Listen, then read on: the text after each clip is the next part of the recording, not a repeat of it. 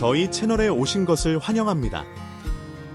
오늘은 2번의 결혼 실패와 깊은 상처를 겪었지만 끝내 자신을 지켜내고 다시 일어선 한 여성의 이야기를 전해드립니다. 이 이야기는 단순한 개인의 경험을 넘어 가정폭력과 술의 위험성, 그리고 자기 방어의 중요성에 대해 생각하게 만드는 경고이기도 합니다. 함께 들어보시죠. 안녕하세요. 저는 이혼의 아픔을 2번이나 겪은 평범치 못한 40대 여자 최지민입니다. 제가 문제가 있는 사람이어서 그런 건지 남자복이 없는 건지 헷갈릴 때가 자주 있는데요. 한번 제 결혼 생활이 어땠는지 들어주시고 조언과 충고를 해주셨으면 좋겠습니다. 그럼 반전과 재미가 있는 제 사연을 써보도록 하겠습니다. 저는 30의 나이에 첫 번째 결혼을 했어요. 그이 박준혁이 워낙 폭력적인 성향이 강하고 술에 미쳐서는 사람이라 이혼을 결정했답니다. 제가 뭘 잘못한 건 아니고 그이의 버릇이 고쳐지지 않을 것 같아 그냥 혼자 사는 게 낫겠구나 싶어서 도망치듯 나와서 소송으로 이혼을 했어요. 그래서 한 5년 동안은 싱글로 지냈죠. 남자들은 다 연애할 때만 최선을 다하고 결혼하면 전 남편 같은 미친 짓을 할 것만 같아 마음의 벽을 세워뒀죠. 제가 일하는 곳이 네일샵이었는데 여자 손님들이 100%인데도 불구하고 오다가다 유리문 너머로 제 얼굴을 본 남자들이 시시때때로 들어와 전화번호를 요구했답니다. 이런 말하는 게 웃기긴 하지만 제가 아주 조금 예뻐서 남자들의 관심을 많이 받았어요. 또 네일샵에서 일하는 직원이었으니 많이 꾸미고 있어서 그런지 남자들이 저와 만나고 싶다며 자주 네일샵 문을 열고 들어왔답니다. 하지만 5년 내내 모든 남자들을 거절하며 솔로로 지냈어요. 전 남편이 어떤 놈인지 앞서 말했으니 남자에 대한 생각이 아주 좋지 않았답니다. 그런데 그 많은 남자들 중 저에게 반했다며 매일같이 찾아오는 이가 있었어요. 김태현이라는 남자였죠. 맛있는 간식을 사오기도 하고 형형색색의 꽃다발을 선물로 주며 제발 한 번만 만나달라고 애원했답니다. 네일샵 사장님은 어지간하면 한 번 만나주라고 조언했고 이런 남자를 또 만나는 건 쉽지 않으니 마음을 열어보라고 하셨어요. 제가 전 남편에게 대인 걸 알고 계셨는데 세상에는 착한 남자도 많으니 너무 밀어내는 것도 좋지 않다고 잘해보라는 말씀을 해주셨습니다. 그래서 전 몇 달 동안 구애를 해준 김태현에게 시간을 내줬죠. 식사도 하고 차도 마시며 많은 대화를 나눠봤어요. 이렇게 제대로 보니 인물이 더 멋있어 보이더군요. 이 사람이 말하는 게 교양도 있고 배려와 친절이 몸에 배어 있어서 호감이 가더라고요. 계속되는 고백에 저는 못 이기는 척 넘어가기로 해서 이혼한 지 5년 만에 새로운 남자친구를 사귀게 됐습니다. 연애를 1년 넘게 해봤는데 이 남자는 술도 마시지 않고 담배도 안 피우며 바른 생활을 하는 착실한 사업가였답니다. 습관도 좋은데 사업까지 하고 있는 사람이라고 하니 더욱더 좋았어요. 남자의 능력을 보지 않으려고 했지만 저도 어쩔 수 없는 속물이었는지 잘 되는 사업체의 오너라는 말에 마음이 그에게 완전히 기울어졌답니다. 청혼을 받아들였어요. 한 번의 실패를 하긴 했지만 이 남자는 다른 사람들과 확실히 달라서 2번째 결혼 생활은 성공할 수 있을 거라 생각했습니다. 또 자식까지 낳아서 예쁜 가정을 꾸릴 수 있을 거란 느낌이 들어서 많이 설렜답니다. 평범한 결혼식을 올리고 새 남편의 집에 들어가서 살기 시작했어요. 혼수는 따로 하지 않고 혼인신고만 해서 그의 집에서 살림을 차린 거죠. 남편이 쓰던 물건을 계속 쓸 수 있으니 괜한 돈을 쓰지 말라고 배려해줘서 편하게 들어갔답니다. 그의 가족은 시어머니, 이옥자 여사님이 유일했는데 굉장히 무뚝뚝한 분이셨어요. 저를 처음 보셨을 때부터 결혼하기까지 특별히 궁금한 게 없으셨는지 질문이라는 걸 하나도 하지 않으셨답니다. 자신의 아들을 믿어서 그런 건지 제가 마음에 들지 않아서 그런 건지는 이야기를 들어보지 않아 잘 모르겠더라고요. 그래서 시댁에 가면 어색하고 불편하게 앉아만 있다가 신혼집으로 돌아오곤 했답니다. 주변 지인들에게 물어보니 조용한 시어머니를 만나서 좋겠다며 그냥 선을 넘지 말고 지금의 어색한 사이를 유지하라고 조언하더군요.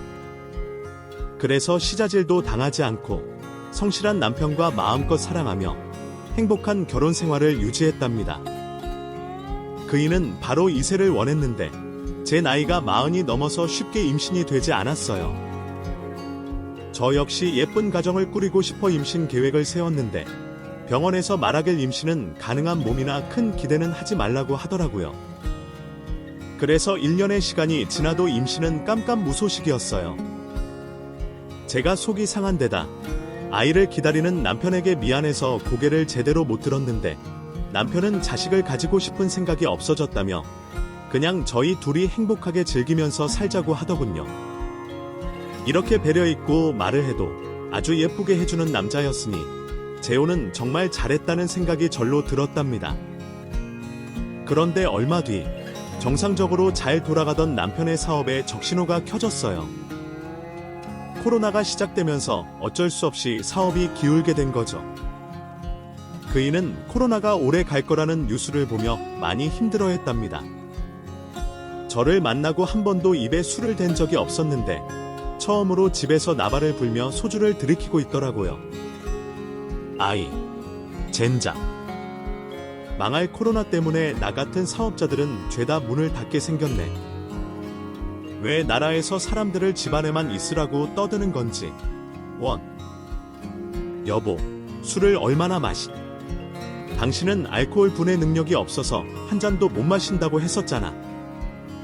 이게 다 몇 병이야? 둘 다 6병. 당신은 또 뭐야? 내가 속상해서 술 좀 먹겠다는데 술병이나 새고 있어. 가서 안주나 좀 만들어 와. 여보, 속이 상하는 건 알겠는데 술 마신다고 해결되는 게 아니잖아.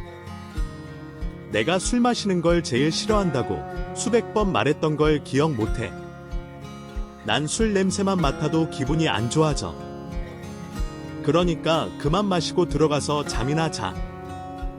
제 잔소리에 남편은 콧방귀를 뀌더니 입을 열며 더러운 욕을 내뱉었습니다. 걸레 같은 년이 뭐라고 떠드는 거야. 나 같은 사업가가 너처럼 네일샵에서 일하는 나부랭이를 만나주고 결혼해줬으면 고마운 줄 알아야지. 너 네일샵에서 유명했다며. 이 남자 저 남자 만나면서 한몫 뜯어냈다고 그러더라. 얼굴 좀 반반하다고 남자들한테 몸 주고 한몫 땡겼냐. 그이 말 같지도 않은 소리를 하는 걸 보니 진짜 많이 취한 것 같았어요. 진심으로 하는 말이 아닐 거라 생각해서 크게 상처받지는 않았습니다. 대개 술에 취해 아무 말이나 떠드는 사람은 말실수를 쉽게 했으니까요. 그래서 저는 침착하게 술주정을 받아줬습니다. 여보, 지금 한 말은 못 들은 걸로 해줄게. 대신 다음에도 이런 막대먹은 주사 부리면 가만두지 않을 거야. 얼른 들어가서 자빠져 자. 이게 어디 하늘 같은 남편한테 자빠지라는 소리래. 아, 너 그동안 몇 명의 남자랑 자빠져 잤냐? 한 100명은 되냐? 솔직히 말해봐. 저는 다시 침착하게 조용히 들어가라고 경고해줬습니다. 하지만 좋게 말해서 그런지 그이는 또다시 제가 남자들과 난잡한 생활을 했을 거란 소리를 떠드는 바람에 살짝 흥분하고 말았어요. 그래서 전 그이의 귓방망이를 한 대 날려버렸답니다.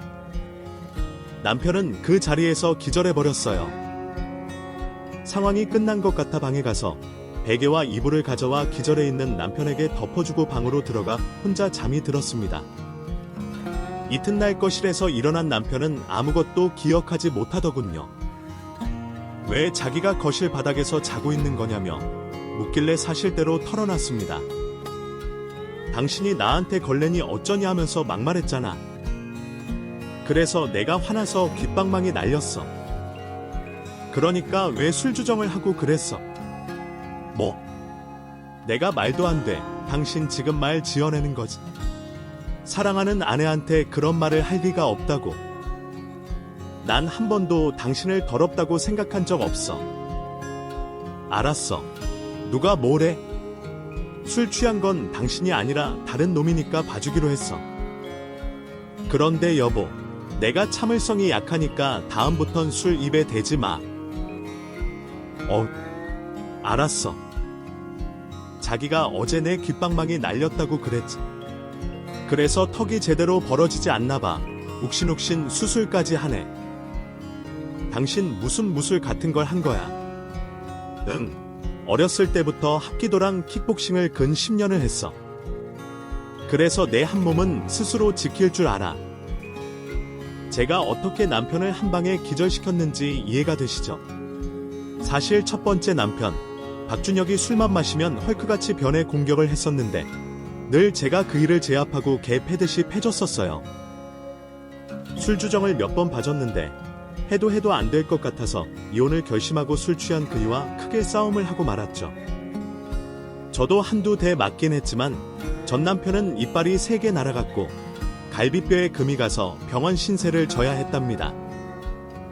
그럼에도 제가 진단서를 뽑아 이혼 소송을 해서 정당방위로 한 짓이라는 걸 인정받아 많은 위자료를 받고 이혼했던 겁니다. 술 먹고 맞고 사는 그런 여자가 아니란 말씀이죠. 여하튼 지금의 남편에게 제가 보통 내기가 아니니 한 번만 더 술 처먹고 주정 부리면 뼈도 못 추릴 거라고 경고의 말을 전했습니다. 남편은 알겠다며 저에게 막말한 것을 사과하곤 다신 술을 마시지 않겠다고 약속했답니다. 하지만 사업이 코로나 때문에 계속 하락하니 술을 바로 찾더군요. 제가 네일샵에서 퇴근하고 돌아왔더니 만취한 얼굴로 저에게 막말을 쏟아냈답니다. 뭐야, 이년아. 너 왜 이렇게 늦게 오? 지금 나한테 연이라고 했어?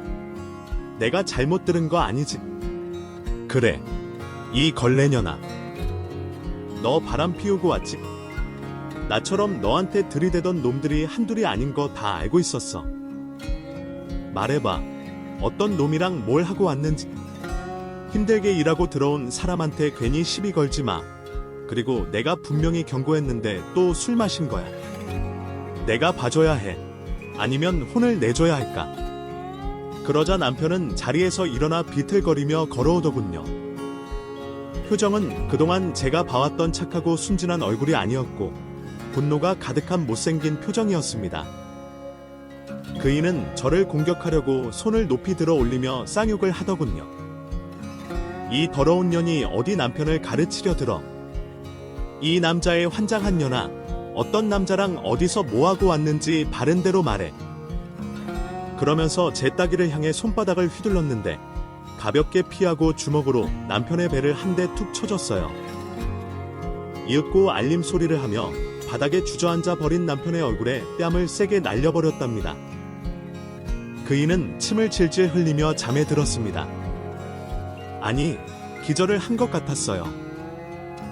그래서 그날도 이불을 대충 덮어주고 저는 방 안에서 편하게 잠을 잤네요. 그리고 이튿날 남편은 또 기억이 나지 않는다며 무슨 일이 있었는지 사실대로 알려줬습니다. 내가 어제도 당신한테 걸레라는 말을 했다고. 아니, 바람 피우고 왔다면서 손찌검을 하려고 했단 말이야. 그럴 리가. 난 아무것도 기억이 안 나. 또 기억 안 난다는 핑계대네. 여보, 내가 지난번에 경고했지. 술 취해서 손찌검 하려는 새끼들은 죽어도 싸다고. 당신 인생 쪽내고 싶어. 내가 그렇게 해줄까? 여보, 미안해. 내가 안 먹던 술을 마셔서 그랬나봐. 그런데 난 진짜 아무런 기억이 없어. 또 당신을 그렇게 생각한 적이 단 한 번도 없단 말이야. 한 번만 용서해줘. 자기야, 난 다른 여자들과 달라. 남자한테 맞고 사는 약골이 아니라고. 내가 호리호리한 몸매긴 하지만 이게 다 쇳덩이 같은 무기야. 지금 당신 배랑 얼굴이 얼얼하지. 어제 딱 2대 때렸는데 그렇게 된 거야. 아무튼 당신 지금 투아웃이야. 한 번만 더 술 처먹고 지랄하면 영원히 깨어나지 못하게 해줄 거야. 알아들었으면 고개만 끄덕여. 이 아무것도 모르고 까부른 등신 같은 놈아. 제가 남편 면전에 가까이 대고 경고했더니 고개를 재빠르게 끄덕거리며 사과하더군요. 그리고 다시는 술을 입에 대지 않겠다며 굳게 다짐했답니다. 사업이 휘청거려서 술을 입에 대기 시작한 것 같아서 조금의 시간이 지나면 다시 예전 모습으로 돌아와 성실하게 잘 지낼 줄 알았답니다. 하지만 코로나로 많은 사람들이 실업자가 되고 망한다는 뉴스는 끝없이 나오더군요.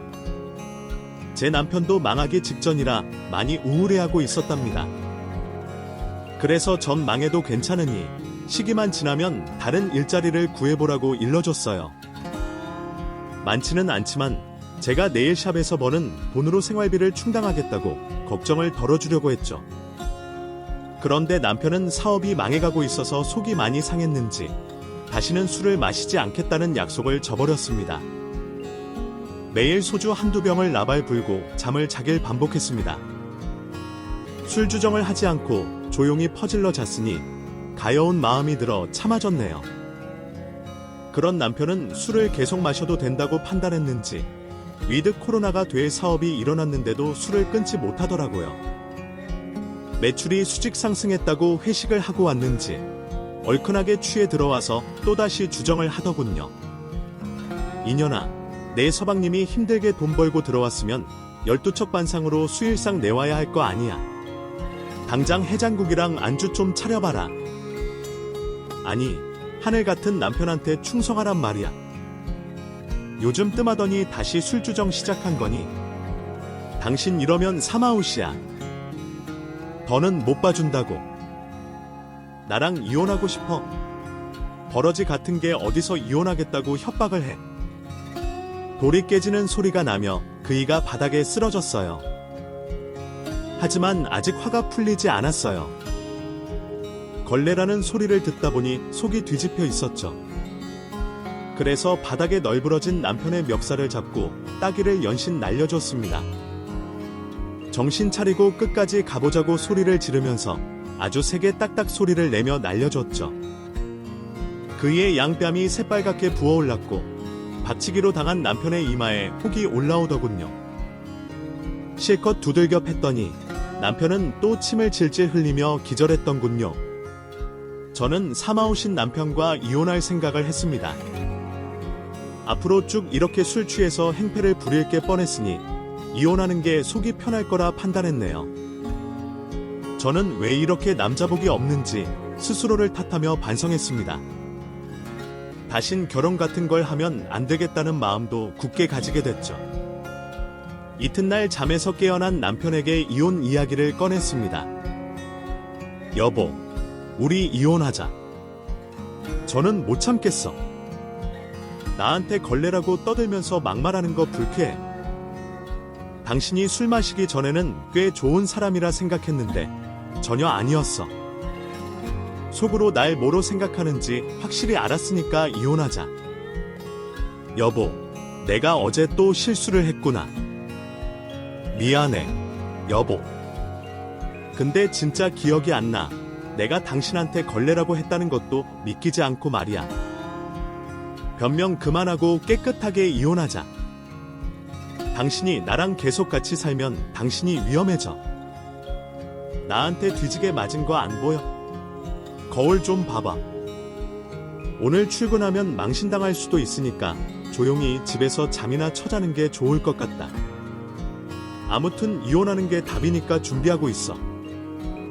그러자 남편은 매우 빠르게 무릎을 꿇고 두 팔을 들어 벌을 서는 신세를 하더군요. 여보, 미안해. 내가 이 놈의 술을 끊을 테니까 마지막 기회를 줘. 제발 이혼하자는 말만 하지 말아줘. 내가 당신을 얼마나 많이 사랑하는 줄 알잖아. 사랑. 당신은 사랑하는 사람한테 그따위 막말과 욕을 할 수 있어. 아, 그것들은 모두 술 취해서 나온 소리야. 내 진심이 아니라고. 여보, 오늘부로 술 끊을 테니까 마지막 기회 딱 한 번만 줘. 내가 내일부터 술 마시면 당신 아들 아니, 당신의 개가 되겠어. 멍멍. 저는 이혼 서류를 꺼내긴 했지만 이렇게 또 이혼하게 되면 뭔가 억울할 것 같더라고요. 합의 이혼해봤자 얼마 안 되는 위자료만 받고 끝낼 테니 손해보는 장사를 하는 것보다 남편에게 마지막 기회를 주는 게 낫겠다고 판단이 들었습니다. 그래서 그날은 제가 일을 다녀와서 남편이 차려준 저녁을 먹었어요. 저에게 많이 미안했는지 시종일관 굽신거리며 사과를 연신하더군요. 그렇게 식탁에 앉아 한술 뜨려고 하는데 시어머니 이옥자 여사님이 신혼집에 찾아오셨습니다. 남편이 집에서 쉬는 걸 어떻게 알았는지 어디가 아픈지 보러 오신 모양이더라고요. 아들, 며느리 나왔다. 이제 밥을 먹으려는 게 있냐? 아들, 너 어디가 아픈 거야? 어디 좀 보자. 그이는 손으로 얼굴을 가리며 방으로 도망가려고 했어요. 하지만 집요한 시어머니가 그의 손을 치우고 부어오른 이마와 눈 양쪽을 보시고 크게 놀랐습니다. 이게 뭐냐? 너 누구한테 맞은 거야? 도대체 어디서 무슨 일이 일어난 거야? 그게 집사람한테 맞았어. 그런데 내가 맞을 짓을 해서 그런 거야. 밖에서 술 먹고 들어와서 술주정을 심하게 했어. 집사람한테 하면 안 될 욕하고 막말을 해서 이런 거니까 괜히 집사람한테 뭐라고 하지 마. 아무리 그래도 그렇지. 밖에서 술 좀 마시고 들어와 주사 좀 부렸다고 남편을 이 지경으로 만드는 여자가 어디 있냐? 며느리, 너 이 얼굴 보이냐? 네가 만든 내 아들 얼굴을 좀 보라고.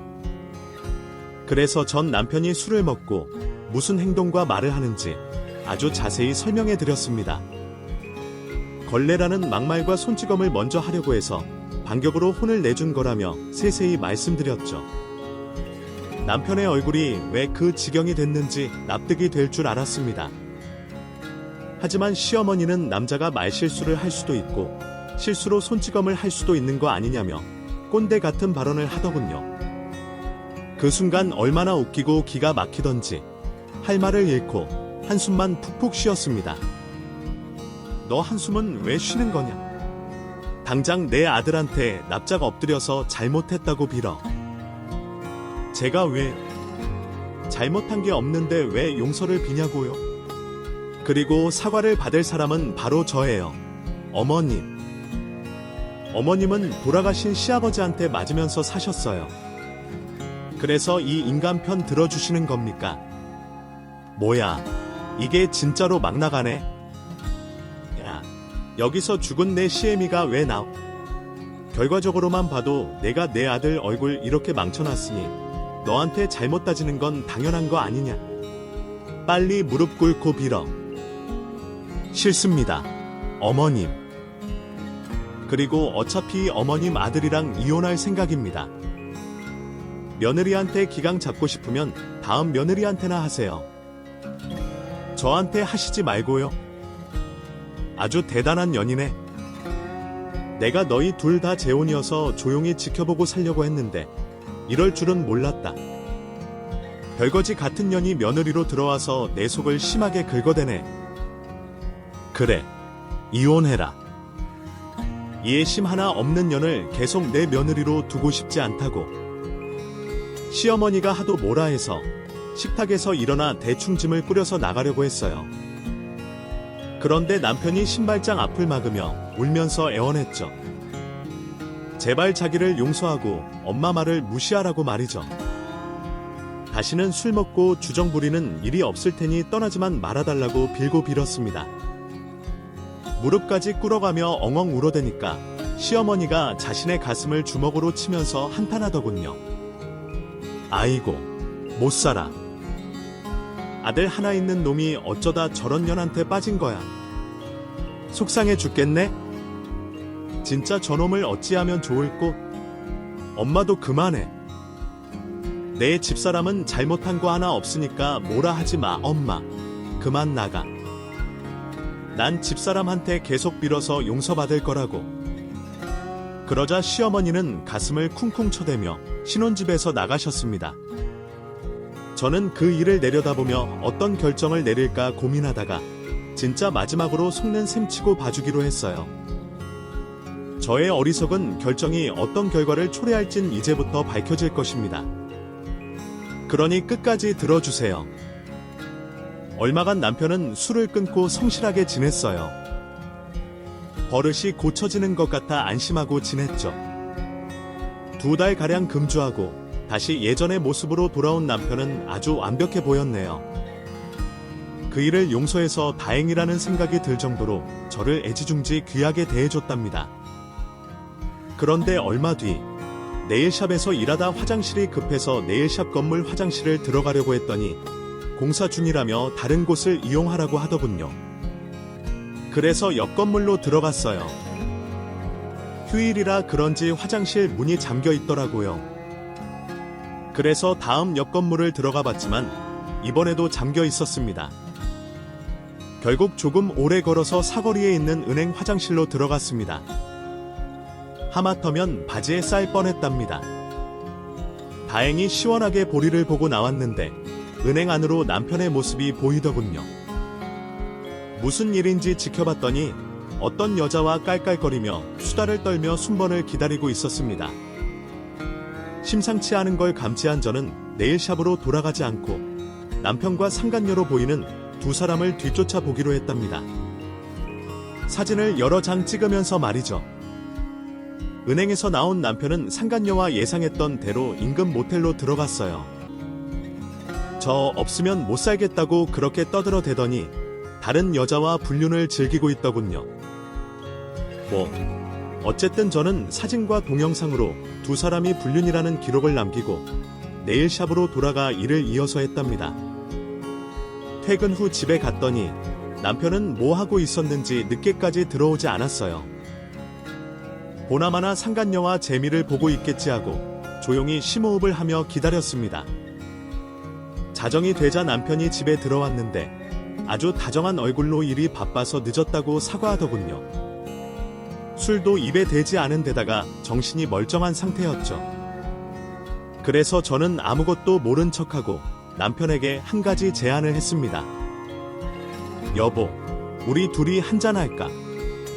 나 오늘 당신 품에서 뜨거운 시간 보내고 싶어. 우리 그동안 많이 뜸했잖아. 사실 당신 품에 안기고 싶었는데 쑥스러워서 못하겠더라고. 그래서 오늘은 술의 힘을 빌려서 뜨겁게 보내고 싶어. 그래, 나야 너무 좋지. 그런데 나 술 안 먹기로 했잖아. 그냥 바로 안아줄 테니까 방으로 들어가자. 아니, 그건 아닌 것 같아. 너무 오랜만이라 술이 좀 필요할 것 같단 말이야. 그러니까 딱 한 병만 나눠 마시자. 그럴까? 그럼 오랜만에 당신 품을 안게 됐는데 까짓 거 마시자. 그이가 냉장고에서 소주 한 병과 잔 2개를 꺼냈고 저는 안주로 과자를 뜯어 식탁에 올렸습니다. 그리고 남편이 바람 피운 건 모른 척하고 술잔을 기울였어요. 이윽고 남편은 얼굴이 빨개지면서 취기가 올라왔습니다. 그래서 전 남편을 자극하기 시작했습니다. 여보, 취했어. 예전처럼 나한테 막말할 거야. 에이, 여보, 내가 왜 또 그런 짓을 하겠어. 그리고 얼마 마시지도 않아서 취하지도 않았다고. 아, 그래? 그럼 한 병 더 마실까?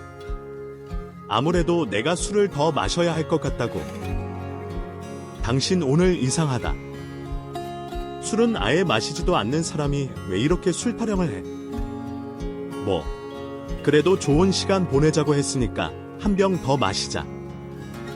그래서 냉장고에서 소주 한 병을 더 꺼내서 남편에게 빨리 마시라며 잔을 계속 채워줬습니다. 사실 저는 술을 입에 물고 있다가 고개를 돌려든 뒤로 뱉어버리고 있었죠. 제가 이러는 이유는 조금만 기다리시면 알게 되실 겁니다. 이윽고 술에 취한 남편이 자기도 모르게 옛날 버릇을 드러냈습니다. 뜨거운 밤이고 뭐고 할 것 없이 바로 싸움이 시작됐어요. 오늘 나한테 술 먹여서 홍콩 가고 싶었냐? 너 이런 식으로 남자 몇이나 꼬신 거야. 나랑 사는 동안에도 자주 이런 거지. 솔직히 말해봐. 몸 막 굴리는 버러지 같은 년아. 당신 취했네. 내가 이러면 가만두지 않겠다고 했는데 또 막말을 하고 있다고. 그래서 어쩔 건데. 내년이 맨날 날 두들겨 팼었지. 오늘은 내가 내년을 좀 손봐줘야겠다. 내가 오늘은 아주 반쯤 죽여줄게. 그이는 의자에서 일어나 저에게 달려들었어요. 가까스로 피하고 식탁을 뛰어넘었죠. 그러자 그이가 손을 높이 들고 휘둘렀는데 저는 피하지 못하고 한 대 얻어맞고 말았어요. 바닥에 넘어진 저는 몸을 일으켰는데 흥분한 남편과 멱살을 잡고 힘싸움을 하는데 이번에는 밀리고 말았어요. 이렇게 있다간 집안에서 크게 당할 것 같아 남편의 두 눈을 손가락으로 살짝 찌르고 맨발로 신혼집에서 탈출했습니다. 남편은 술에 취해 정신이 나간 데다 눈까지 찔려 눈깔이 헷가닥 돌아가서 저를 따라 뛰어내려오더군요. 신발을 신지 않은 저는 발바닥에 피가 나도 꾹 참고 어딘가로 향해 달려갔답니다. 이윽고 시어머니가 사는 아파트에 도착해서 발빠르게 뛰어올라 초인종을 눌렀어요. 남편을 따돌렸으니 무사할 거라는 생각에 안도의 한숨이 잠시 나왔습니다. 어머님, 저예요. 문 좀 열어주세요. 잠시 후 현관문이 열리자 시어머니가 멍한 표정으로 저를 위아래로 쳐다보셨어요. 며느리, 무슨 일이니? 왜 맨발인 거야? 어머, 해 발바닥에서 피나는 것 좀 봐. 얼굴은 또 왜 그래? 어머님, 그이가 술 마시고 저를 가만두지 않겠다면서 손찌검했어요. 힘으로 감당이 안 돼서 도망쳐 나왔는데 갈 곳이 생각나지 않았어요. 어머님이라면 저를 보호해 주실 것 같아서 이리로 달려왔어요. 그러자 시어머니는 놀라고 안타까운 표정을 지으시며 저를 안아주셨습니다. 아이고, 그놈이 귀엽고 사고를 치는구나. 너 괜찮니? 어서 들어와라. 내 아들이 찾아오면 절대 문 열어주지 않을 테니까 여기 숨어 있어라. 감사해요, 어머님. 저 그 얘기가 너무 무서워요. 눈이 뒤집혀서 저를 죽이려고 달려들었어요. 여태껏 본 것 중에서 제일 무서웠다고요. 어머, 벌벌 떠는 것 봐라. 안 되겠다. 따뜻하게 몸 좀 녹여야겠다. 방 안에 들어가서 이불을 좀 뒤집어 쓰고 있어라. 시어머니의 배려로 방 안으로 들어가 이불을 덮고 누워 있었습니다. 그런데 10분 뒤에 문 밖에서 시어머니가 깔깔대는 목소리를 내더군요. 아들, 이제 왔냐? 안 그래도 기다리고 있었다. 맨날 술 먹고 며느리한테 맞아서 속이 상했는데 오늘이 너의 날인가 보다. 저녀는 날 믿고 여기로 왔나봐. 어리석은 년 아들아. 며느리년 안방 침대 잡아놨다. 마저 패라. 그동안 내 얼굴 퉁퉁 붓게 한 복수 제대로 해주라고.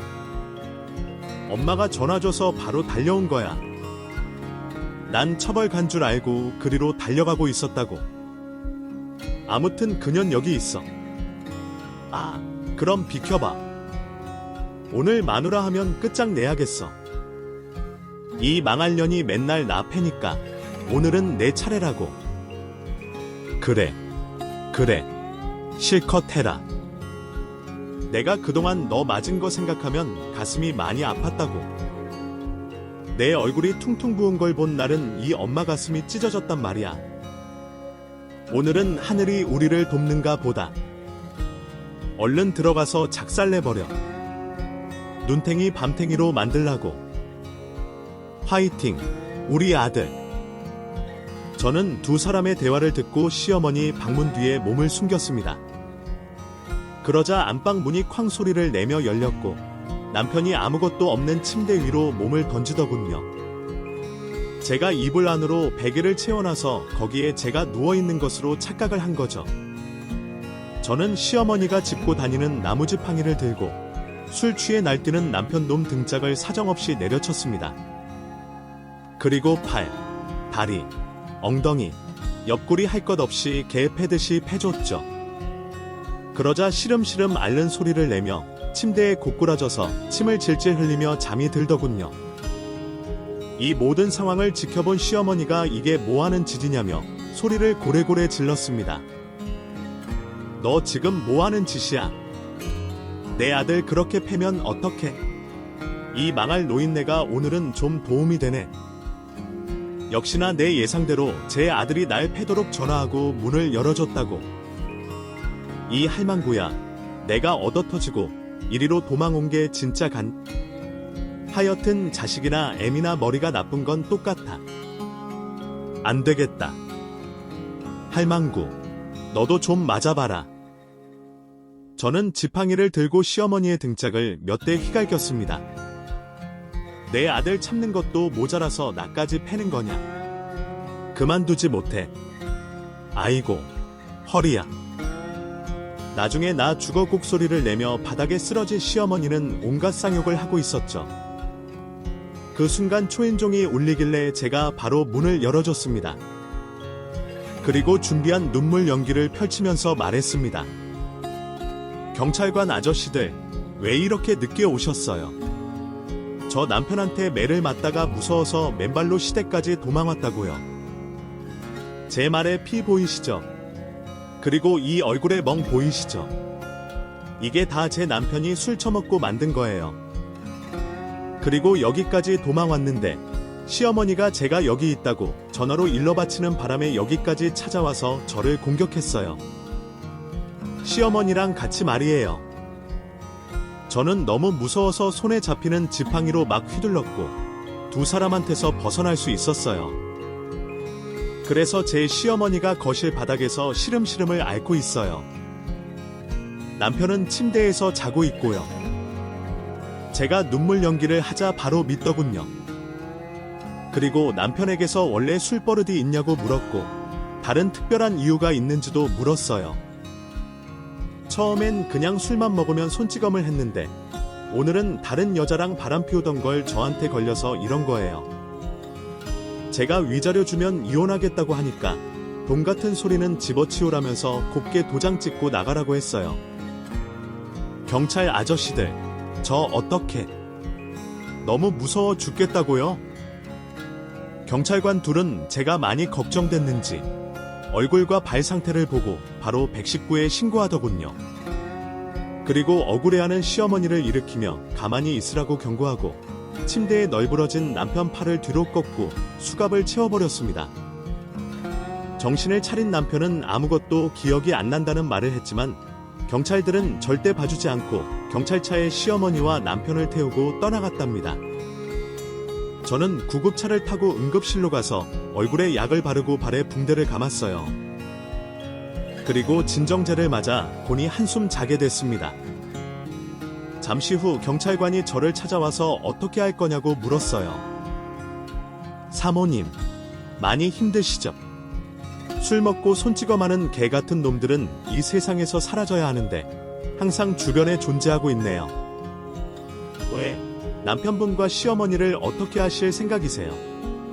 의사모님이 용서하게 되면 무죄로 풀려나고 이혼하시겠다고 마음먹으셨다면 제가 도와드리겠습니다. 매질하는 남편 놈을 감옥에도 보낼 수 있다고요. 경찰관님, 저 이혼할 거예요.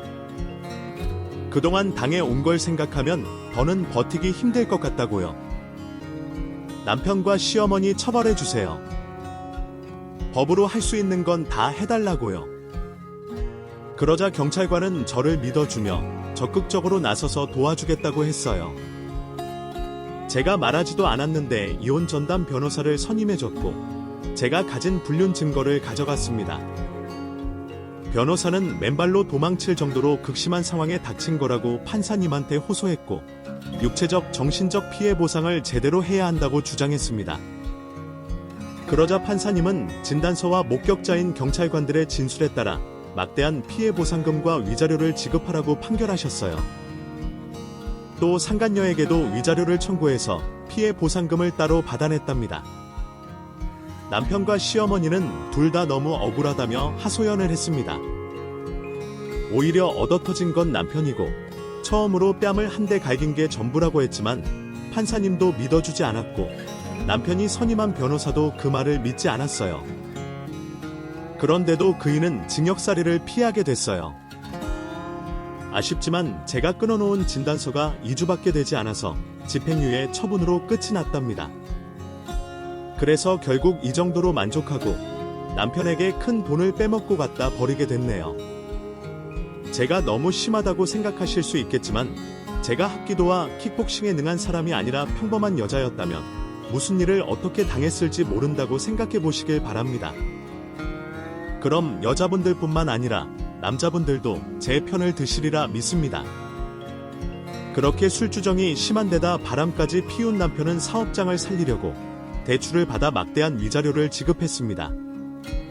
그리고 많이 보냈는지 시어머니와 남편이 저를 찾아왔더군요. 당신, 나한테 왜 그랬어? 내가 바람 피우는 걸 알았으면 그냥 적당히 위자료 받고 이혼하자고 하면 됐잖아. 그런데 날 파렴치한 놈으로 만들어 당신 때문에 내 이미지가 실추돼서 거래처가 죄다 끊기게 생겼다고. 뭐야? 아직도 거래처가 남아있어. 아쉽네. 난 모두 당신과 거래 끊을 거라 기대하고 있었거든. 당신이 처절하게 망하길 바랬는데 아주 아쉽다고. 인연이 끝까지 날 놀려먹네. 아, 내가 당신한테 손찌검 한 건 그날 딱 한 번이잖아. 매번 맞아온 건 바로 나란 말이야. 왜 사람들을 속이면서까지 날 시궁창에 처박는 거야? 그이가 조심스럽게 말하는 게 조금 이상해서 유심히 살펴봤더니 와이셔츠에서 어떤 불빛이 번쩍거리더군요. 이 인간이 녹음기를 켜고 저와 대화를 나누고 있던 겁니다. 제가 그이를 패대기 쳤던 사실을 말하는 걸 녹음해서 다시 고소할 계획으로 온 것 같더라고요. 하지만 저는 남편과 시어머니 머리 위에 앉아 있었으니 호락호락하게 넘어가지 않았습니다. 저는 눈물 연기를 시작했어요. 여보, 왜 그래? 이제 그만할 때도 됐잖아. 언제까지 날 괴롭히려는 거야? 당신이 시키는 대로 말하면 안 때릴 거야. 그 녹음기에 당신이 원하는 말을 하면 되는 거냐고. 뭐야, 벌써 알아챈 거야. 아이, 젠장할. 이 또라이가 또 연기를 하네? 아이, 망했다. 여보, 날 그만 찾아와. 당신이 무서워서 매일 집에만 처박혀 있다고. 어머님도 제발 그만 괴롭히세요. 제가 아무리 미워도 이혼까지 한마당에 이런 식으로 찾아와서 협박하는 건 못할 지지잖아요. 제발 저 잊어주시고 찾아오지 마세요. 또 찾아오면 경찰에 신고할 거예요.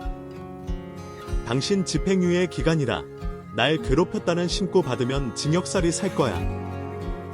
내 말 이해하지? 우와, 진짜 무서운 년이었네. 엄마, 가자. 우리가 똥을 제대로 밟은 거라고. 위자료 다시 돌려받는 건 포기하자고. 두 사람은 그렇게 아무것도 얻지 못하고 우라통이 터진 채로 발길을 돌렸답니다. 여기서 두 모자가 벌을 다 받았을까요? 아닙니다. 더 큰 벌이 기다리고 있으니 끝까지 반전을 들어 주시길 바랍니다. 이렇게 술 취해서 손찌검 하려던 남편을 하나도 아니라 둘을 만난 저는 두 번의 이혼을 하게 됐네요. 남자를 믿으면 안 된다는 걸 절실하고 뼈저리게 느낀 바람에 어떤 남자도 만나고 싶지 않았습니다. 그래서 저는 남편에게 받은 위자료로 비누 공방샵을 차렸어요. 네일샵에서 일하면서 남편 둘을 만나 악연으로 끝났으니 새로운 출발이 필요했답니다. 비누 공방은 크게 잘 되진 않았지만 많은 분들이 찾아와서 비누 만들기 체험을 해주셔서 괜찮은 매출이 나왔네요. 그렇게 돌싱, 아니 이혼을 두 번 했으니 돌돌싱으로 지내고 있었는데 해가 한 번 바뀌자 경찰관에게서 연락이 왔습니다. 저에게 연락을 해야 할지 말아야 할지 고민했는데 아무래도 소식을 알리는 게 좋겠다며 남편의 소식을 전했답니다. 여보세요. 최지민 씨. 안녕하셨어요. 저 작년에 최지민 씨 도와드렸던 경찰입니다. 아, 네, 경찰관님 덕분에 잘 지내고 있습니다. 그런데 어쩐 일이세요? 그 전 남편 소식을 전해드리려고요. 그 사람 때문에 불안에 떨고 지내는 것 같아서 소식 전하려고 연락드렸습니다. 그 인간, 지금 감옥에 있어요. 그 그 한 달 전에 음주 뺑소니를 내고 도주하다가 형사들한테 체포됐거든요. 음주 뺑소니요? 그래서 피해 당한 사람은 많이 다쳤어요. 아닌데 그 말이 다쳐서 수술까지 했답니다. 그래도 다행히 생명에 지장은 없다네요. 여하튼 그 놈은 감옥에서 푹 썩을 겁니다. 그러니 마음 졸이지 말고 편하게 지내세요. 이 소식 전해드리려고 연락드린 거예요. 아, 그렇군요. 소식 전해줘서 고맙습니다. 경찰관님. 저는 전화를 끊고 긴 한숨을 내쉬었습니다. 피해자가 너무 안타까워서 미안한 마음이 심하게 들더라고요. 제가 그 인간을 감옥에 집어넣을 수 있었다면 이런 일이 벌어지지 않았을 텐데 생각하며 후회가 되더라고요. 전 남편이 뺑소니로 감옥에 가게 되고 피해자에게 합의금을 물어주게 되자 그이의 회사는 망하게 됐고 그것도 모자라 시어머니가 살던 집을 팔아버렸답니다. 수술비가 보통 많이 나온 게 아닌데다 이번엔 수년 동안 해야 해서 전 재산을 내놓고 만 거죠. 그래서 시어머니는 고시원을 전전하며 폐지를 주워가며 하루살이 인생을 살기 시작했답니다. 그런데 몇 달 뒤에 경찰관에게서 또다시 연락이 왔어요. 이번에도 시댁 이야기를 전해줬는데 시어머니가 폐지를 줍고 갓길로 리어카를 끌고 가던 중에 만취한 운전자 차에 치여서 세상을 떠났다는 겁니다. 그 소식을 듣자 심장이 벌렁거렸는데 이내 차분해졌어요. 전 남편이 음주 뺑소니로 죄를 짓자 시어머니가 그 벌을 대신 받은 것 같은 생각이 들었기 때문이죠. 그렇게 개죽음을 당한 시어머니는 장례도 치르지 못하고 화장이 된 채로 뿌려졌답니다. 전 남편이 감옥에 있으니 장례 치러줄 사람 하나 없었기 때문이었죠. 이후 전 남편은 감옥에서 자살하게 됐고 몰래 술을 반입해 마시고 재소자를 때리는 사건을 일으켜서 감옥에서 사는 기간이 대폭 늘어났다고 합니다. 그래서 흰머리가 그득할 때쯤에 출소한다고 하더라고요.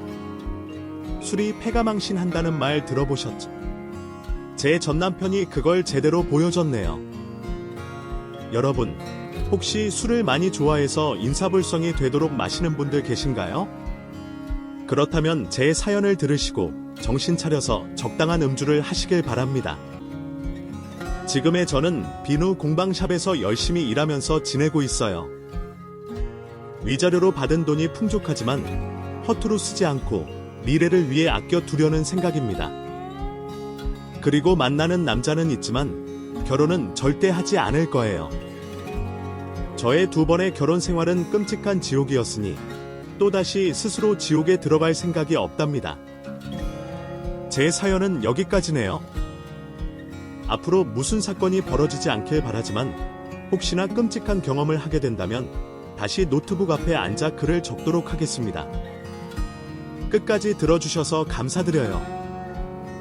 모두 사람 조심하시고 좋은 하루 보내세요. 오늘 이야기 끝까지 들어주셔서 감사합니다. 이 이야기가 마음에 와닿았다면 좋아요와 댓글로 여러분의 생각을 나눠주시고 채널 구독도 잊지 말아주세요. 우리가 함께 깨어있고 용기를 내며 더 나은 삶을 향해 나아갈 수 있기를 바랍니다.